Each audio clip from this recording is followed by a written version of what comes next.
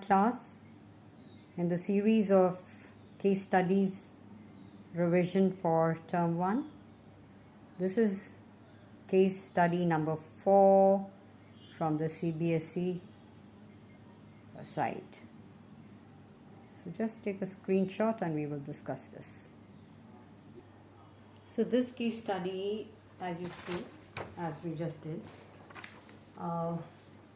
is from infrastructure. So just a hypothetical text that has been picked up from somewhere. Again, let me just reiterate that in term 1, what we find is that there are 3 sections, and the section 3, C section, the last few questions, 4-5 questions, come from case study, based on case study. And take a hurried, you should hurriedly read it, try to understand, and most important thing is go through the questions first. When it comes to me, I generally see the questions first and then read the case study. But anyways, now that you're just taking the first steps, it's important that you go through the text first and then see the questions. Alright, so we begin. It's about infrastructure. So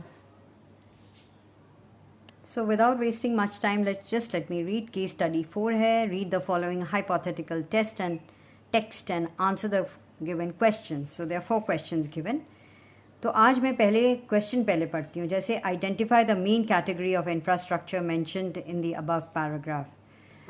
so there are certain alternatives given. जब आप, क्योंकि देखो, जब questions कर लेते हो ना पहले, तो टेक्स्ट जब पढ़ते हैं ना, तो फिर उस हिसाब से पढ़ते हैं कि क्या क्वेश्चन आ रहा है.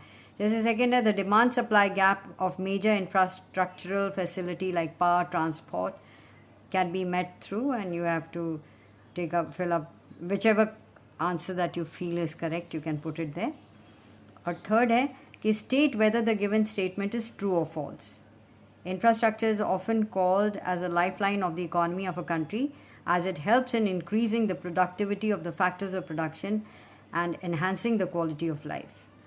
फिर आपका आता है fourth question, state any one reason as to why infrastructural facilities are mainly built or run by the government and public sector enterprise.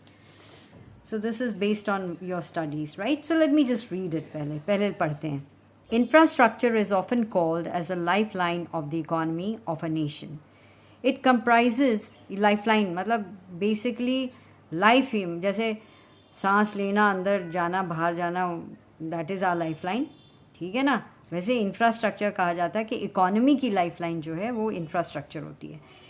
और किससे क्या it comprises of, it is made up of well established and well knit networks. किस से बना होता है?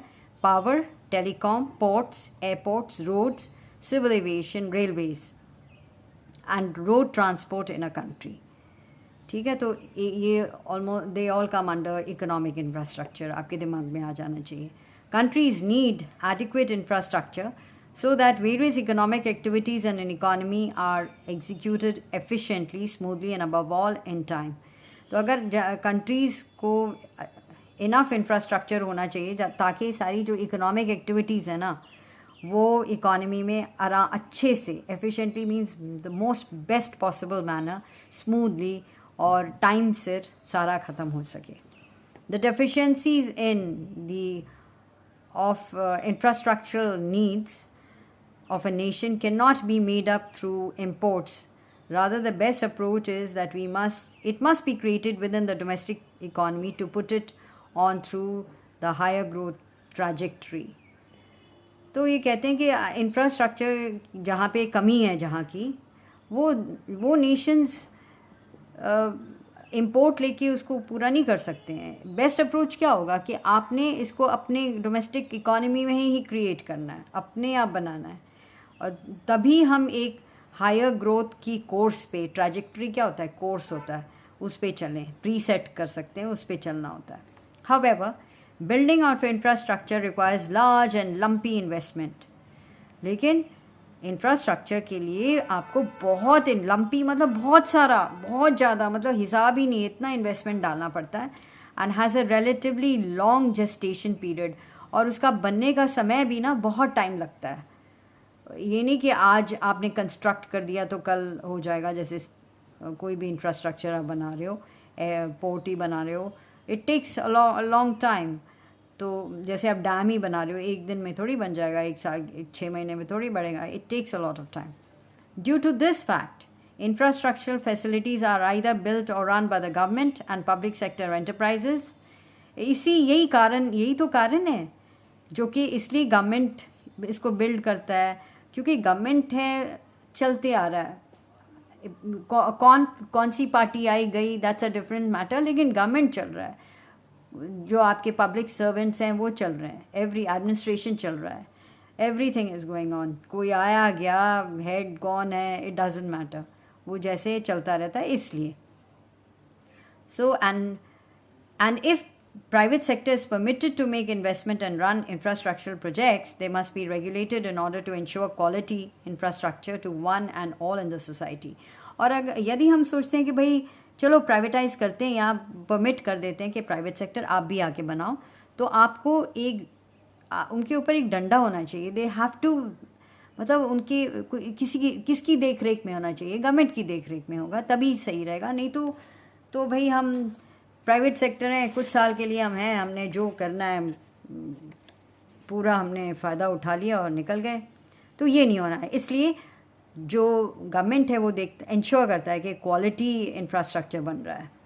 ठीक है, इट्स नॉट जस्ट कि हमने ब्रिज बना दिया, खड़ा कर दिया, देखने में तो बहुत अच्छा है, लेकिन विद इन अ ईयर उसमें सीपेज हो रहा है, पानी गिर रहा है, एंड देन ढह भी सकता है। चलो लेट्स डू द क्वेश्चंस। ठीक है, now let's just take the first question. यहाँ लिखा है identify the main categories of infrastructure mentioned in the above paragraph. जो पहले पैराग्राफ में क्या, किस तरह का इंफ्रास्ट्रक्चर है, सोशल है, इकोनॉमिक है, पर्सनल है, फाइनेंशियल है। तो जनरली हमने देखा इकोनॉमिक इंफ्रास्ट्रक्चर है ना, power, telecom, ports, airports etcetera. Next second question पढ़ो कि the demand supply gap of major infrastructural facility like power transport can be met through, किस तरह से। You can write through, यहाँ से अगर आप देख सकते हो कि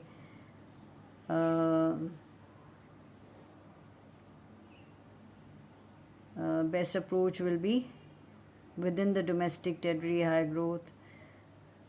So the demand supply gap of major infrastructural facility like power, मतलब जो डिमांड और सप्लाई का मेजर गैप है, ये किस तरह से आप इसको ठीक कर सकते हो। तो आप लिख सकते हो कि major active role of public sector का तो है ही है, and even private sector can come in. So government as well as regulated by the regulation of the government and allow the private individuals also to come, और कोई भी valid reason आप दे सकते हो based on what you read.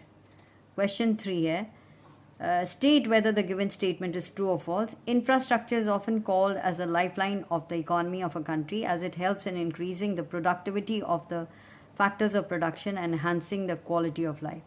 हाँ जी, तो ये तो बिल्कुल ट्रू है, इसमें तो कोई डाउट ही नहीं है। Question 4 state any one reason as to why infrastructural facilities are mainly built और run by the government and public sector enterprises. ये भी बहुत सिंपल है, because you can just say कि इसमें दो चीज़ें होती हैं कि बिल्डिंग, थर्ड पैराग्राफ में देखो, जैसे building of infrastructure requires large and lumpy investment, बहुत large investment, and relatively long gestation period. So that is why it is